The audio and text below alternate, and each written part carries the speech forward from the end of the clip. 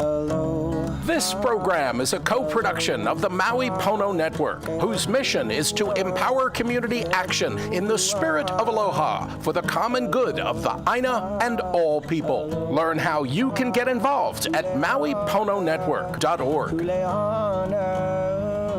And Maui Causes, a crowd-funded media production group supporting not-for-profit, environmental, and progressive causes here in Maui County. Join us on the web at mauicauses.org.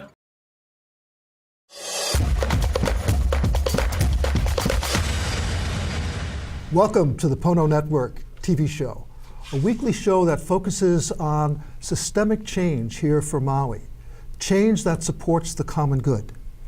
Right now, we're in an important election cycle. 2018 really we have an opportunity as a community to make systemic shifts, changes that could go for generations to come. But in order to do that, we must have the right people in office so that they can really support policies and procedures that can really help our community instead of big money interests. So we've been going through this process with the Maui Pono Network, looking at a wide range of candidates who are running for county seats.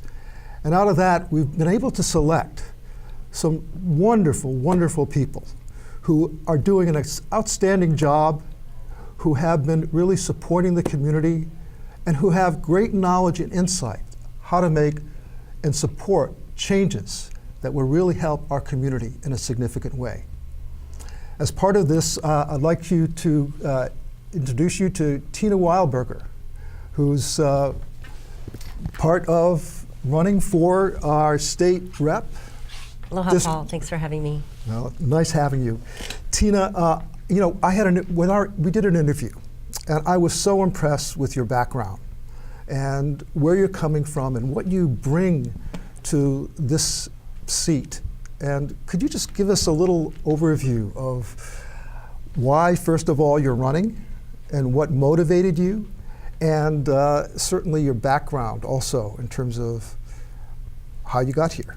Sure. So I'm a 24-year Kihei resident. I've got 10 years in hospitality, food and beverage, in the tourism industry, and 18 years as an entrepreneur, small business owner with my esteemed spouse, Mike. We employ 15 people and support 15 Maui families on Maui. And so I think I bring an understanding about the economics of trying to live and thrive in an island community where the cost of living is so high and housing is so scarce. In 2016, I took Hawaii Alliance for Progressive Action's Kuleana Academy. I was part of their first graduating class. And I was put together with Kelly King for a county council race. I was her campaign manager, where we unseated successfully the incumbent, who was not right for our community. In 2016, we will be having kind of a rematch in 2018, and I still don't think that person is good for our community, so I'm standing up for South Maui. I'm an environmental activist and advocate, and also a business owner, so I bring balance to our political considerations. Tell me a little bit about the businesses that you have, and because I understand from talking to a lot of small business owners that it's a real challenge here on island to really make small businesses function and thrive. It is hard. It is never an easy climate in an island economy, regardless of where you are. The high cost of living, the high cost of bringing goods in. I own Kihei Ice. Kihei Ice has been community staple for 25 years. My husband and I have owned the business for 18 years.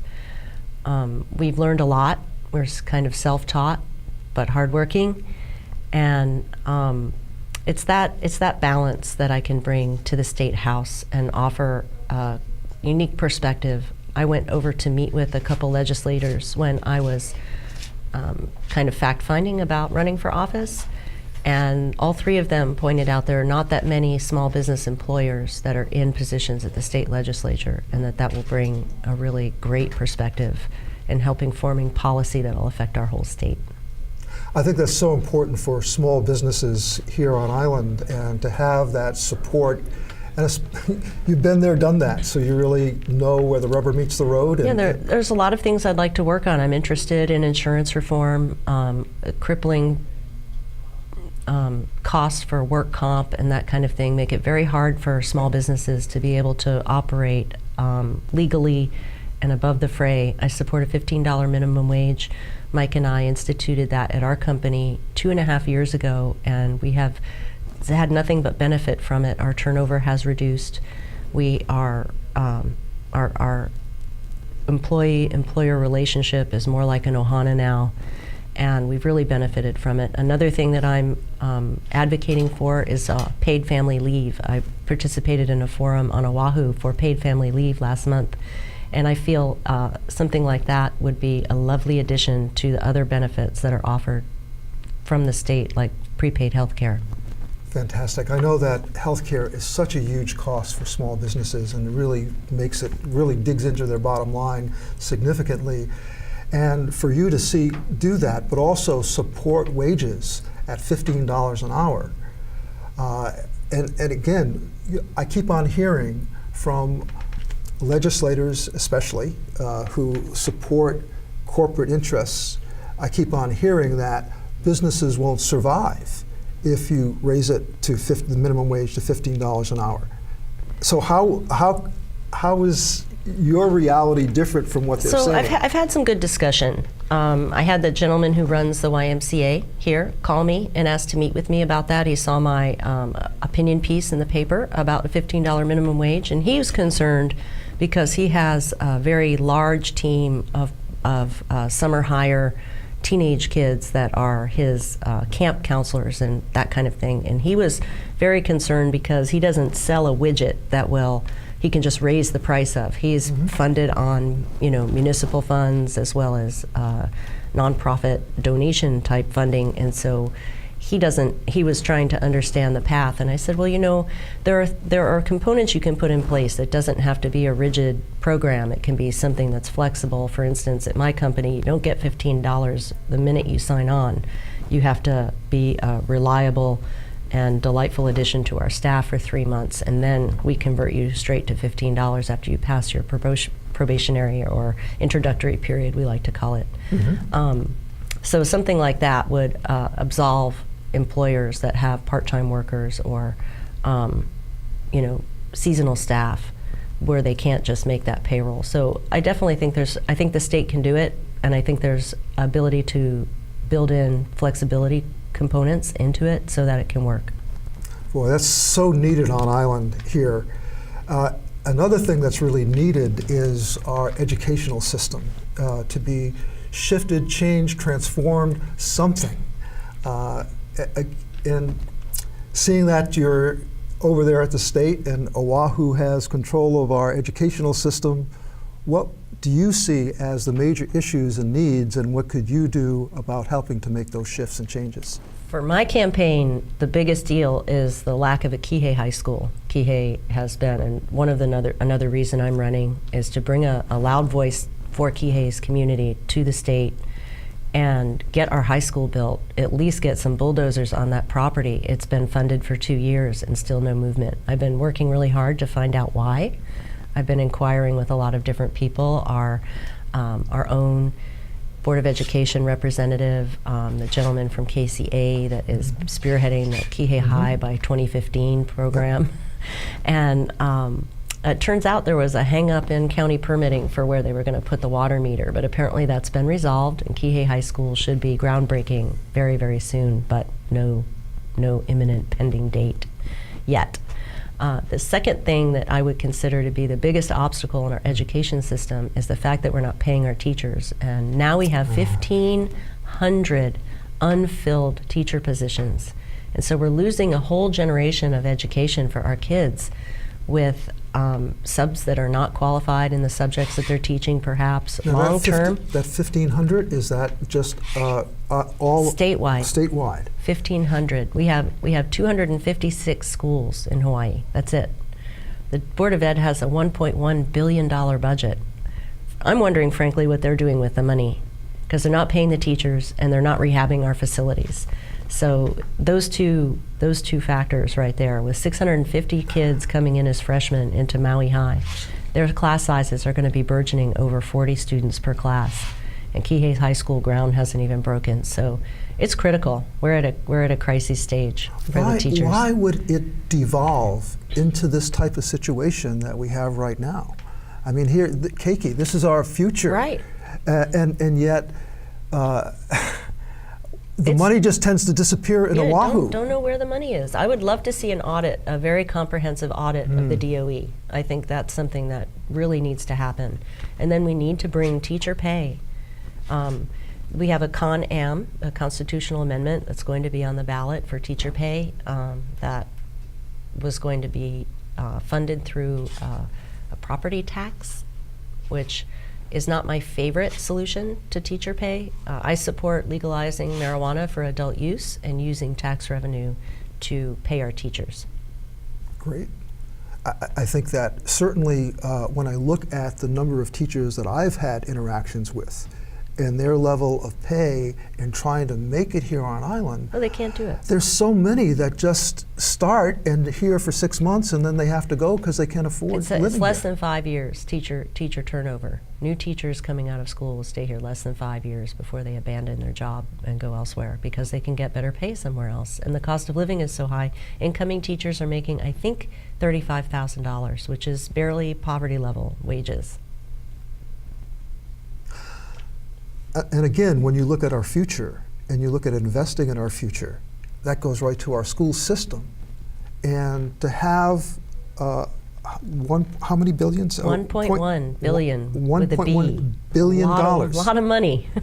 And yet we look at schools like Lokalani and other schools that were supposed to have improvements made. And nothing's done.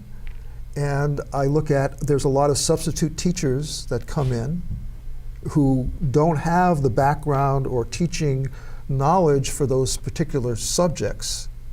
Right. And so yet, and long term, it's not just temporary. They've got substitute teachers in for the whole year, and so kids are not going to be competitive. So if we're not competitive, how does our education system rank in terms of other states throughout the Very poorly. Very poorly. We have been teaching to the test for a long time with standardized testing, and administrative responsibilities have been heaped upon teachers where they're not able to focus on curriculum and learning. I think we need to bring back a diversified education program where we're teaching vocational things and we're teaching arts and music and carpentry and engineering, welding, electrician, that kind of thing. I'm amazed at what our education system has devolved into, where it's not about critical thinking.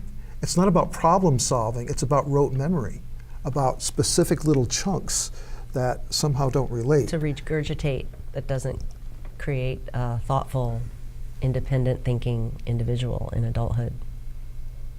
You'd think that that's would be part of our curriculum to encourage that and support that, but again, I haven't seen that. I read a wonderful report that the Hawaii State Teachers Association, the teachers union, put out. It was a 34-page report that was comprehensive about all of the things that they want to bring back to the schools so that teachers can teach. And I think everybody that's responsible for making decisions about our school systems needs to read that report. It was very, very well done, very thoughtful, and it was comprehensive. It addressed each of the challenges in a meaningful way. So, I mean, it's starting to get obvious as we continue this conversation why it's so crucial to have you there and represent us at state level. When we go from education then to looking at things like affordable housing, what can you do on a state level? How can you support this other critical issue that we have? So one of the issues that I found, fact-finding and learning, I learned a lot. I kind of did a whole campaign in 2016, not as a candidate, but as a campaign manager. But I noticed a lot of things on the campaign trail. And one issue that I would like to spearhead as a state rep is a new way of handling our state business and our state government. The state government and the counties governments, the county councils, need to cooperate more. There needs to be less finger pointing, oh, that's not my thing, that's a state thing. Or the state people say, it's not a state thing, that's a county thing, sorry. That's where we're failing. It doesn't matter what your issue is, that we need to start making decisions based on geography based on community needs, and there needs to be cooperation between the county and state government to bring the resources to the areas, like housing. There has been a huge promotional campaign about how the county's going to start enforcing short-term rental, people who are not permitted to do those activities, and that's fine. It's been funded. I don't think that that's going to suddenly realize all sorts of open properties for people looking for housing, and so we cannot absolve the municipalities, the state and county governments, from building truly affordable housing in perpetuity.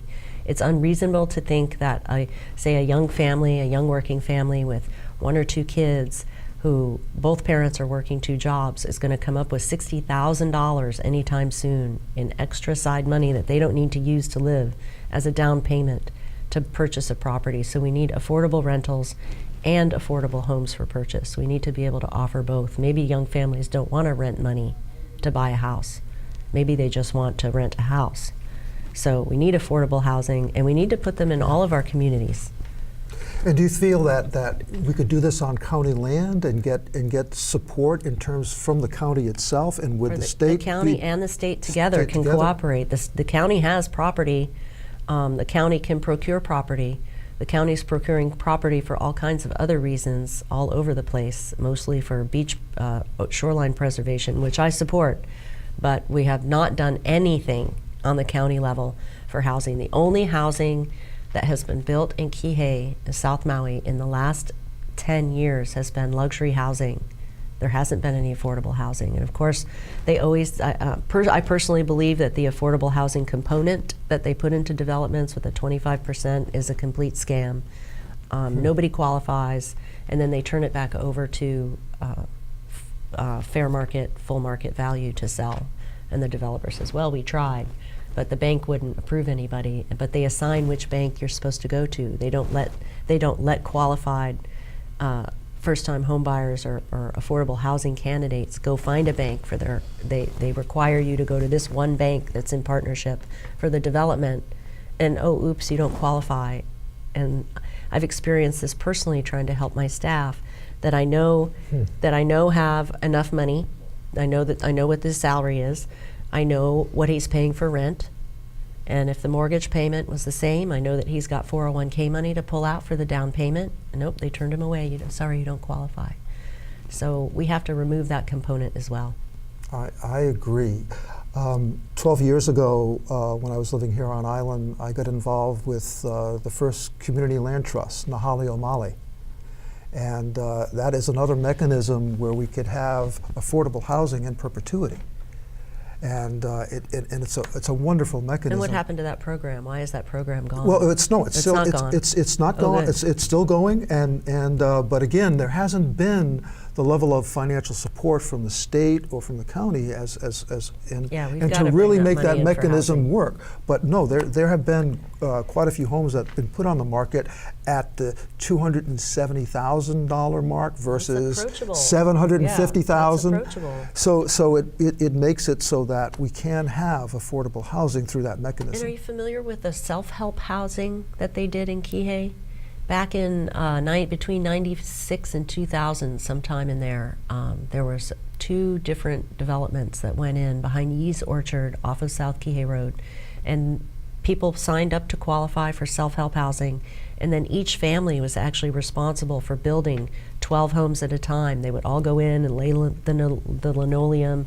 They would go in and do all of this labor associated with the building, actually constructing a group of homes together with the appropriate support from licensed contractors for things like plumbing and electrical and that kind of thing.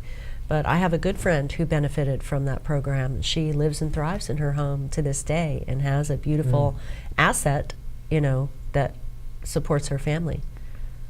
I don't know why we're not doing more of that. I'll be asking those questions and asking to do these kinds of projects. So as a state rep, this is something that you can really help promote and make happen. Yeah, I think I could bring funding to get it done. Oh, boy. I've already had a conversation with our county council person, Kelly King, and we talked about how we're looking forward to working together to really improving our community and having that line of communication That open. hasn't been always the case, where there's Yeah. been collaboration among There county council isn't. members and state. Yeah. And there's this tension, and yet it just It sabotages doesn't any serve our progress. communities, exactly. It doesn't. So here's a good example. Obviously, I greatly admire Kelly. She's She's been very great for our community. she's anyway, and to have that level of collaboration and working together with all the county council members, I think that's part of our objective with the Maui Pono Network, to make sure that we have the representation that can really support our community in a very significant way. But yet we have other reps that come in that are running against you. Now you have Don Couch, who has been on the county council for 3 terms. 6 years he served the South Maui community. He's running on a platform of experience, and I make the point that we have already experienced his leadership, and I wasn't what Kihei wanted in 2016, and I venture that Kihei would prefer different representation in 2018. That's why I'm standing up for South Maui. I'm bringing, I feel like our communities are best served when they have a choice in the representation. My esteemed opponent, Mr. Donald Couch, was a registered Republican until the fall of 2016, when he converted to the Democratic Party. So again, when we look at representation and those representing Maui values, I think that this is where our vote is so crucial in coming into play in all of this. I mean, we have a choice. We could vote in Don. That would be a possibility as a community. But yet, look what the end result will be based on past history. So, in terms of the progressive things that we've been talking about, with getting $15 an hour minimum wage, working with this affordable housing issue. There's so many different things that certainly affect our community. And with the right representation, this is where we can really make the shift. For Kihei, for South Maui, it's clean air, clean water, healthy reefs. And anybody who's doing business in South Maui who doesn't think that our reefs are our economy is terribly mistaken. We have got critical level issues at Cove Park because of injection wells in our wastewater system. And so we really need to make some dramatic changes. I was shocked to learn that all of Maui Meadows is cesspool. That is relatively new development. How come Maui Meadows hasn't been built and developed with wastewater treatment? So we have some big money challenges that need to be addressed, and the cesspool issue is one of them. And that's island wide and mostly upcountry, where that needs to be addressed. But I have been doing my homework and working really hard to learn about more than the issues that affect South Maui. As one of 5 representatives at the state level, I need to be aware of really everything that is all the challenges in our state. Including water and water rights and distribution. I will not vote for water theft. There you go. And really, in many ways, it seems like that's the norm of what's been happening in the past. And I think it's breaking away from those old patterns, those old corporate fixations that we've had. I can't ignore that my company uses water, but I pay municipal rates, both water and wastewater charges for every cube of ice I make. And so I'd love an even playing field, and somebody who's using water needs to pay for it, and it needs to be monitored and regulated. They shouldn't be able to just take and dump.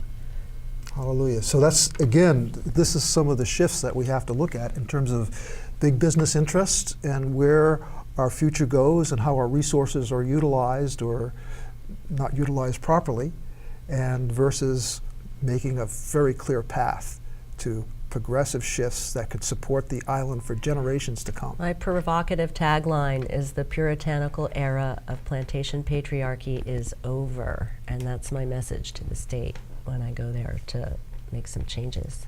Hallelujah, huh? I think island-wide, county-wide, we are ready to celebrate that shift, and especially with the representation that we have going into this election. If we can really get all of these progressive candidates that we're calling Pono candidates, and I just think that it will make such a huge difference. I have another question, Sure. kind of a burning question about home rule. It seems like the state keeps on encroaching on getting more and more power and making more and more decisions over the county. So Oahu then, I look, for example, just at the airport, and I see those huge cranes and that big parking lot. Our community is not being served. Big money decisions in transportation and infrastructure are being made without remotely considering exactly what we need. And it is egregious to look at that Taj Mahal they're building at the airport for all those rental cars, and we don't even have a road to Lahaina yet. And so, we've got to start tackling these challenges in a better way, and that's part of the communication component. If the centralized Department of Transportation doesn't know what our issues are, if they haven't even come over to sit in that traffic and find out, oh geez, maybe they need one road over there first. These are the kind of things that we just need to do. We need to do our government business a better way, a smarter way. There's plenty of money coming into the government. It's not about there being not enough money, in my opinion. It is egregious when you think about it. With that, they're pouring all this money into this huge parking garage, and now instead of really doing the work that's needed, with all this backup traffic that we have going to Lahaina and Paia is the same thing. Bypass, yeah, those are the two I would identify. Even though my community, South Maui, needs the north-south collector road, we do need that, but we could not put that ahead of the Paia bypass or the West Maui access situation. It's just reached untenable levels of not okay.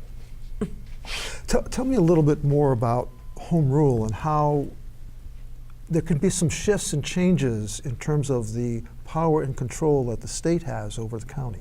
Well, unfortunately, we lost at the Supreme Court that decision to be able to make decisions about what gets sprayed near our homes and our schools, and came down and said, oh no, that's the state's responsibility. So we kind of, we're not successful in that endeavor, unfortunately. However, I feel like we can, communicate better and help the state understand what our challenges are. I would like to do a shakeup. I feel like our Department of Health and our Department of Agriculture are very poorly serving all of our rural communities, not just Maui, but the Big Island and Kauai. And what I've learned is that Hawaii doesn't really have a Department of the Environment like some other states have. And all of the components that a Department of Environment would be taking care of are tasked between the Department of Health and the Department of Agriculture. Both of those departments are issuing permits for activities that they don't want to later say, oops, you shouldn't be doing that, because they issued the permit to begin with. So we need to remove the conflict of interest from the tasks that these departments are being asked to approve, and have a Department of the Environment that really does care about what's going on in with regards to clean air and clean water. So we don't have a body that's really has that type of oversight. It gets divided and diffused, and this is our system that we have right now on a state level, and in terms of our environment. So far, my understanding, I'm still learning about how everything is delineated and kind of divided up, but that seems to be an area where we could find some improvement, and some reorganization, and some accountability, because the beginning of my community advocacy back in the 90s was in just not wanting to breathe cane smoke anymore. Tired of, first I would carry around a scuba tank with a rag on it, take my dogs out to the park and carry the tank and the rag out, which seemed somewhat inconvenient. And then I moved up to just a painter's respirator, and I wear my painter's respirator to the beach, and everybody look at me like I was crazy, and the tourists wondering if something bad was happening to them too. And so, it was great that the internet and social media was able to coalesce that community, and so many of us, Karen Chan and Trinette Furtado, worked so hard to bring an end to that practice, and accountability by the Department of Health's Clean Air Branch was a key obstacle in getting the backup that we needed. If it were not for the app that was developed that's no longer available. We need to bring that back because I think we need some clean air accountability with Monsanto's activities to protect North Kihei, where my business and my employees have to be out in ambient air. It would have been very, I don't know that they would have stopped so soon. They were under a lot of pressure. It was economic pressure that made them stop, and their grandfathered scrubbers and their smokestacks were their biggest problem. But we worked on that very hard and very long. It still blows my mind that the GMO moratorium that was voted on by the citizens here, 80% wanted to see the moratorium. And yet, I mean, it's such a slap in the face to say that, wait a minute, you don't count. We can spray you if we choose to spray you. We can put toxins in your system, and you have no right to say anything because we've granted Monsanto the right to do that. So it really illustrates the level of disenfranchisement that we have as a community, and it just blows my mind. We just need one more seat on the county council to make it untenable for Monsanto to do business here. The only tool the county has is property tax. But if we get 5 seats on the council and the majority decides to raise property taxes on undesirable activities, they will pack up and go away. They don't have any infrastructure. All of their buildings are trailers. They'll pack up and go. Let's say aloha. Hallelujah. Let's say aloha to that and to that corporation. And with that note, we're going to take a brief break, and we'll be back shortly. This program is a co-production of the Maui Pono Network, whose mission is to empower community action in the spirit of aloha for the common good of the Aina and all people. Learn how you can get involved at mauipononetwork.org. And Maui Causes, a crowd-funded media production group supporting not-for-profit, environmental, and progressive causes here in Maui County. Join us on the web at mauicauses.org. Welcome back to the Pono Network. My guest today is Tina Wildberger, and she's running for state rep for District 11, South Maui. And we're talking about a lot of different issues that Tina certainly can give a lot of support for the common good, what we really need here on the island to support Maui values. And we are heading into a primary that is so key right now because this is where the state decisions are made in terms of representation. So Tina, can you give us a little insight into why this is so important with the August 11th primary coming up shortly? So it's not enough that everybody votes. We already have really dastardly sad turnout, especially in my district. Only 3,000 people vote in the primary. We have 15,000 registered voters in South Maui, and only 3,000 people vote in the primary. So August 11th is an important date. It's Saturday. You can get an absentee ballot. You can do your ballot right at home. But this is such a great opportunity, though, isn't it? Because if we only have 3,000 that voted last time in the primary, I mean, this is key. It really. Well, less work for me, but not great for our community. That means 3,000 people are deciding who's going to represent them. Because, for instance, in the State House, the race is over. If you don't come out and vote for me in August, you might not have a chance to vote for me in November. So it's important for everyone to vote in August. It isn't a Saturday. A lot of people travel in August. Like I said, you can get an absentee ballot. You can go in and do early voting. One little point of news, early voting is not going to be conducted in the county building this year. It's going to be at Velma Wayne Santos Community Center in Wailuku off of Lower Main. But that's where early voting is going to be. And August 11th, it's so important to get bigger, more robust community participation in our voting at the primary level. Now starting in July, people could use absentee ballots and mail in their votes at that time, starting in probably July. mid-July. Mid-July? Mid-July, I think the absentee ballots will go out. And and then obviously the polls will be open on August 11th, but again, people can also vote in person at the community center. Right. Early voting starts, I think, in the beginning of August, so they'll have 10 or so days of early voting there. Now, when I reflect on the numbers of only 3,000 people helping to determine who will be our state rep, because this is what really boils down to, because it's between Democrats and Republicans usually don't get a lot of votes. Not so much of that happening here in the state of Hawaii, right? We're a single party system by and large.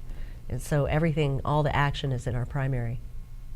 So this is crucial that everyone get out and vote at this time, especially making it so easy to do absentee ballots.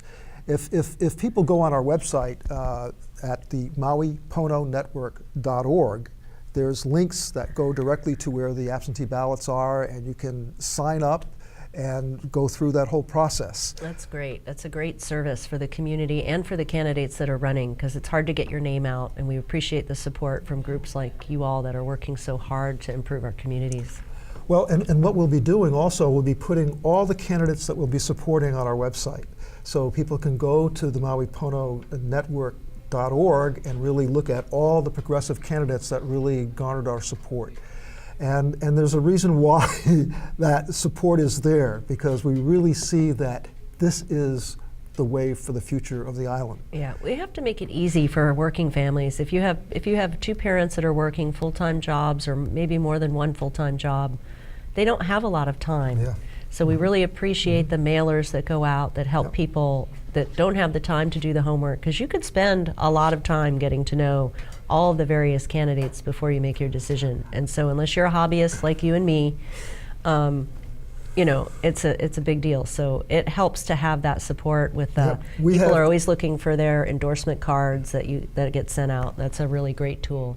So we have been, the Maui Pono Network has been we've conducted over 40 interviews of candidates.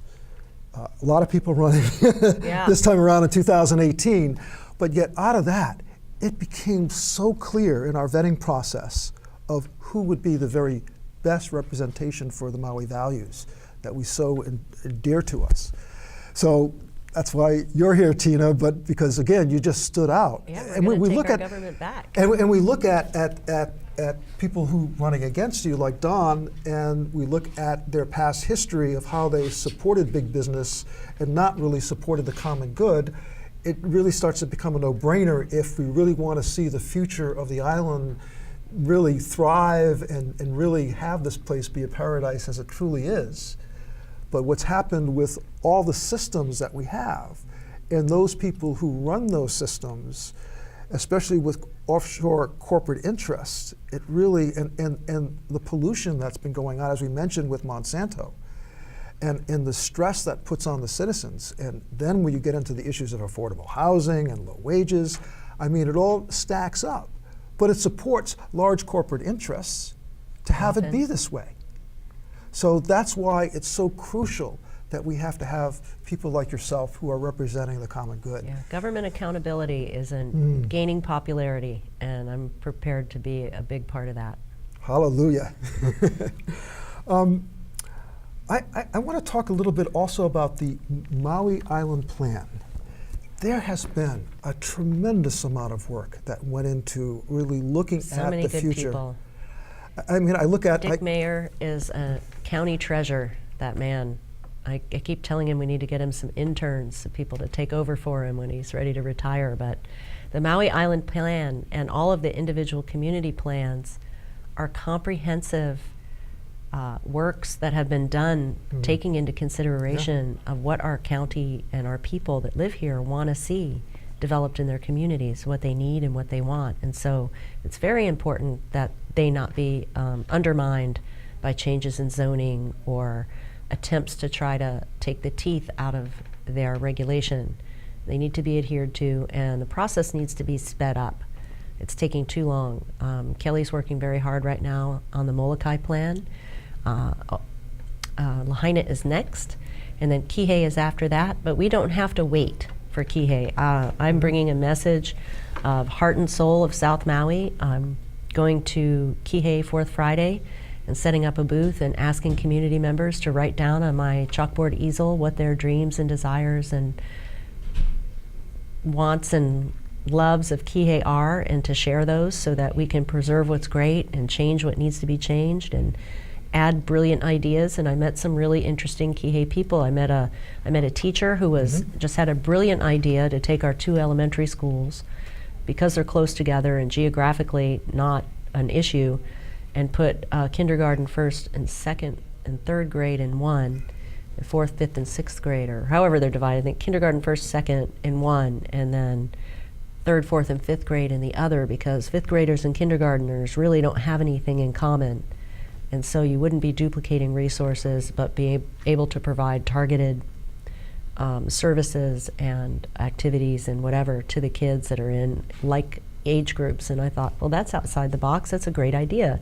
And I would never have met her had I not been doing this community outreach. So this is a plan that Kelly went to San Francisco and went to a whole seminar, and then had the woman do a presentation at the Alliance for Community Associations that Dick Mayer hosts.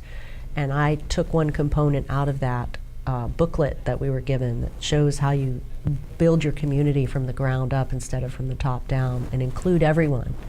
And it was a real hit. So I encourage everybody, I'm going to be there for the June 4th Friday. I encourage everyone to come by and write on my chalkboard easel what their dreams and desires are for South Maui. This is so key, from the bottom up versus top down. And again, with the, as you mentioned earlier, this whole plantation mentality that's been so inbred in the subconscious of so many and islanders. And even celebrated. So now's the time for a real shift and change, obviously. And how come the Maui Island Plan never was really implemented, and why it's just not even used as reference? Why, does the existing county council and other members in the state reps, why is this not part of their thinking in what they refer to as what we need to do? Well, that voice is starting to be heard. With Kelly as the chair of the county planning committee, she is happy to hold it up and go, oh, well, if you look at this community plan, you'll see that that's already lined out here. So there's a new way to do our government business, and I'm hoping to be part of that. So along the same line, the Maui County Plan looks at carrying capacity of the island. What is the percentage of tourists versus residents? Now, they came up with a number of 33%. So 1/3 of the island, we can sustain that with the infrastructure that we presently have. But what's been happening over the years is that it keeps on creeping up more and more and more. The Department of Transportation, a state agency, right? Well, yeah, let's add more flights. Sure, they've got time at OGG. We can squeeze another 300 people flying in that 10-minute period. But no consideration is given to the flushable toilets, the traversable roads, even the available rooms. I mean, that might be all they consider.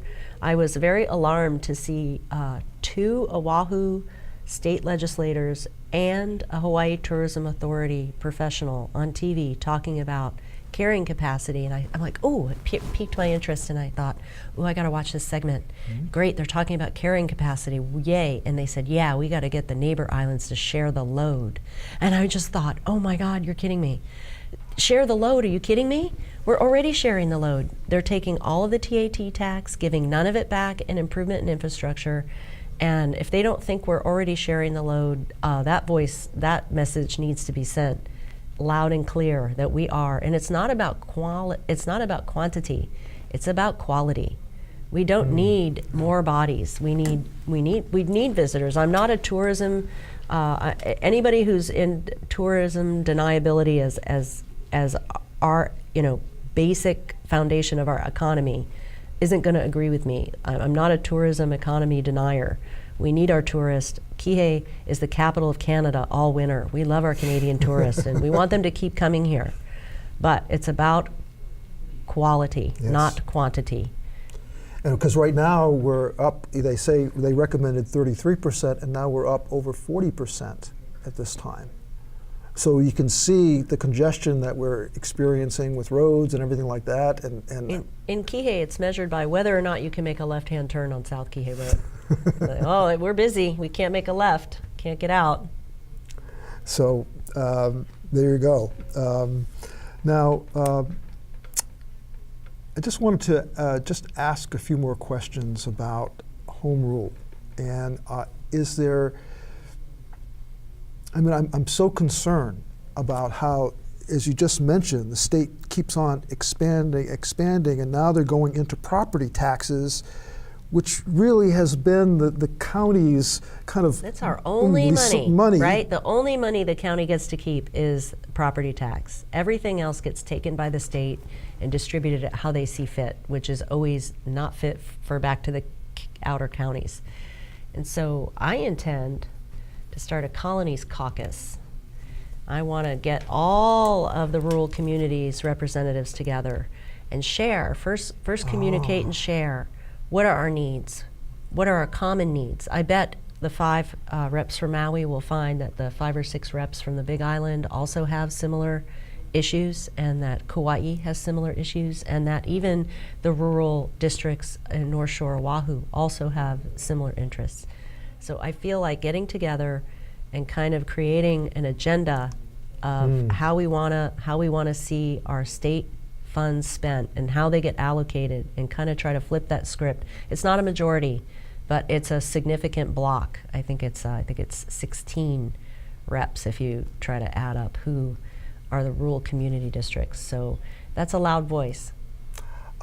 Obviously I am really enthusiastic about having some type of collaborative approach to deal with anything. That's what the Maui Pono Network is based on. It's based on a network of collaboration of a lot of wonderful progressive organizations throughout the island. I enjoyed your presentation last month. It was very comprehensive and detailed, and really taking all of the components into consideration.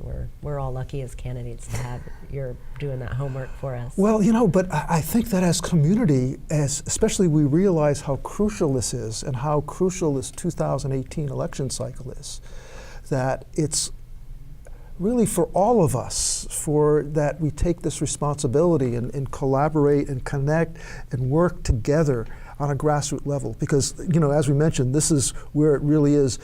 Inherently, it's been top down. Now we have to make this bottom up. And we can do this on a county-wide level by getting first of all, by getting the right reps in, and then secondly, by having clear platform issues that we support. And obviously, as we're talking, and you can see my enthusiasm for the different issues that you're bringing up and your approaches, and obviously these are part of our platform to deal with fair wages, affordable housing, dealing with carrying capacity of the island, dealing with the whole permitting process of how land is acquired and then how development is made. And having, there's so many different things that we can do to address issues like homelessness and also the drug issues that we face here. I think that as a community, if we all collaborate like this, we could really make significant shifts in a very, very short time. Our Ahamoku Council, Vernon Kalani-Kau, is the head of that in Kula-Makai, which is what South Maui's Ahamoku Council's, it's what it's supposed to be called. It's not supposed to be Kihei, it's Kula-Makai.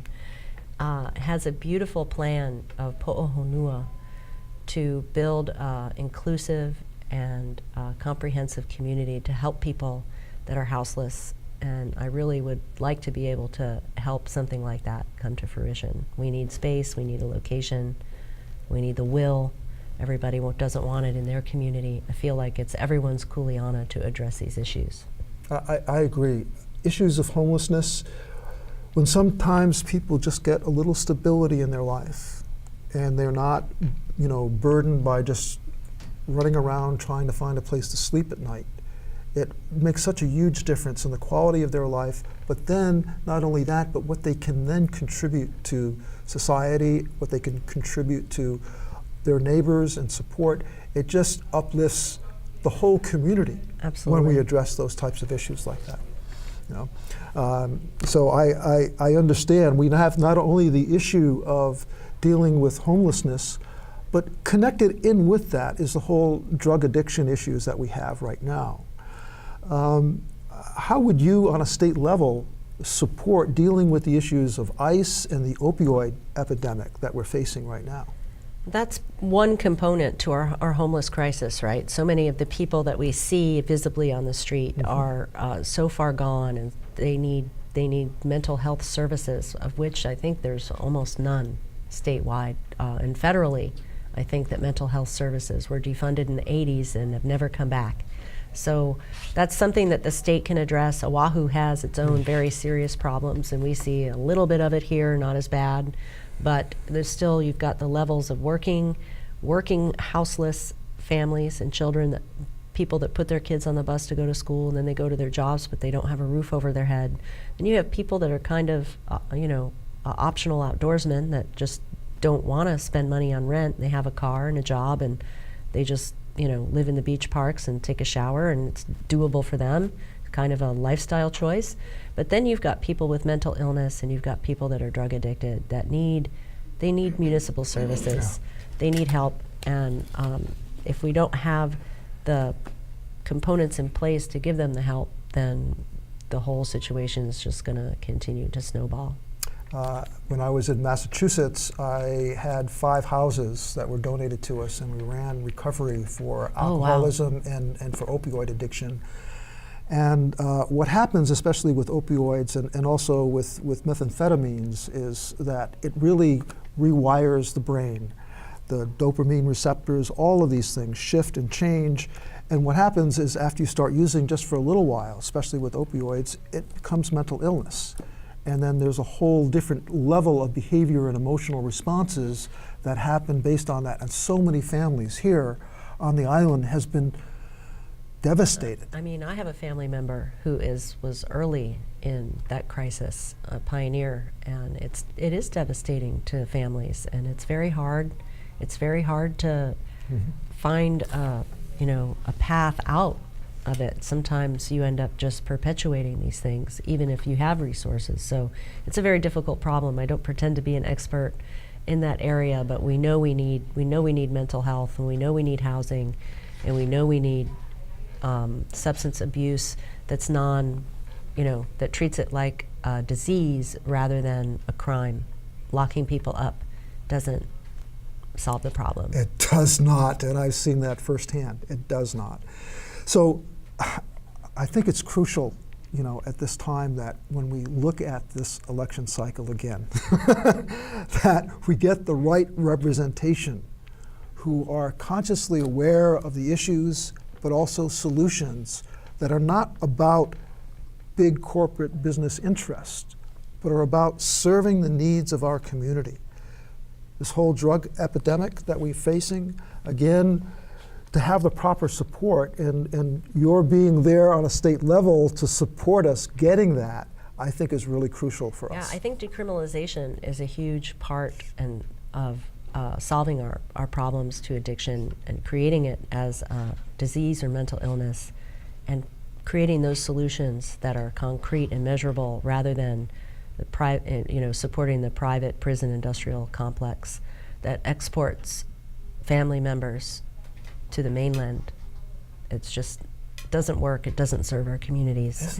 And it's an atrocity. When you think about it, when you just reflect on it rationally, it's archaic. It's not right. It's not. So, but again, with the right representation over there on a state level, we can make these shifts and changes, I think, that are so crucial. I'm willing to work hard. I get that loud and clear, Tina, because you have been already. And you did with Kelly King's as supporting her and getting elected. And now's your turn to get elected. So we'd love to see that happen. And I just want to remind the viewers that this cycle of having this on August 11th, but even starting in July with absentee ballots, primary, crucial, and that the election is determined right now during the primary time for all our state reps. Yeah, and unfortunately you have to ask for a Democratic ballot. You may not be a Democrat, or you may not want to be forced into getting a Democratic ballot. You may consider yourself an independent. But in order to vote for me, you have to pick a Democratic ballot. That's the way our system is set up now. Maybe we'll realize some changes later and have a more open system where you don't have to pick a party ballot in the primary, but that's how it works now. So you've got to pick a Democratic Party ballot, then you can vote for me. And if there were only 3,000 that participated in last primary, it's crucial that people realize that their vote really counts and really matters. Right. It really adds up here. Yeah, it sure does. So great. So, Tina, thank you so much. Thank you so much, Paul. I appreciate your time today. Thanks for having me. And I am just so glad that you are being part of our whole candidate slate. I'm just so proud to help Thank you support so you much. in your election. So thank you for all you're doing. Thank you so much. Aloha. Okay. Aloha. Aloha, my name's Tina Wildberger. I'm standing up for South Maui. I feel like our community is best served when we're offered a choice and representation. So I'm running for State House District 11, representing most of Kihei, Wailea, and McKenna. I'm a 23-year South Maui resident. I'm a business owner. I'm a community advocate and activist. We need to get our high school built in Kihei. We need clean air, clean water. We need affordable housing. We need to start doing our government business a smarter and better way. Please be sure to participate in our primary voting on August 11th. You can get an absentee ballot. If you're going to be out of town, you can go in and early vote before. We don't have enough participation in our primaries, so please be sure to vote not just once in November, but step up your civic engagement a little bit and vote in our August primary also. We have so many challenges to address. I hope to be part of that solution. Thank you. This program is a co-production of the Maui Pono Network, whose mission is to empower community action in the spirit of aloha for the common good of the Aina and all people. Learn how you can get involved at mauipononetwork.org. And Maui Causes, a crowd-funded media production group supporting not-for-profit, environmental, and progressive causes here in Maui County. Join us on the web at mauicauses.org.